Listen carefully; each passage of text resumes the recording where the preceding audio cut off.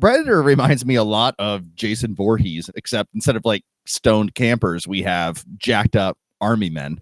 It's funny that this movie isn't, I don't think it's considered a horror movie, but it borrows a lot of tropes from horror movies, right? I think people more or less lump Predator in with like science fiction and action. They don't really put it in, they kind of put the same realm as like, even though Alien is considered a horror movie by some people, I think that's more horror than sci-fi, right? It's always been more horror than sci-fi. But Predator has always kind of been like an oddball in that sense. But Predator very much fits that paradigm, right? You know, just take the jungle and change it to a dark house, right?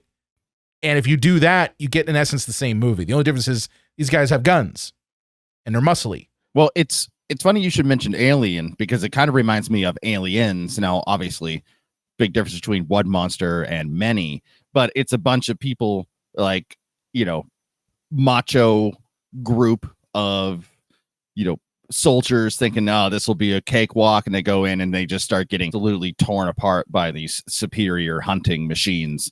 So I wouldn't say that Predator's a ripoff of Aliens, but I could see someone making a debate for it.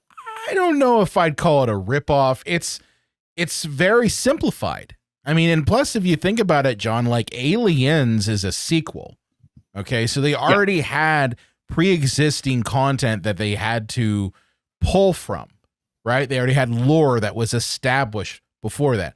Predator didn't have any of that. Predator is simple. A lot of it is just survive the Predator and see what people get killed by the Predator in interesting ways. Okay. Sometimes they're killed off screen, like Billy, and we just hear the scream, right?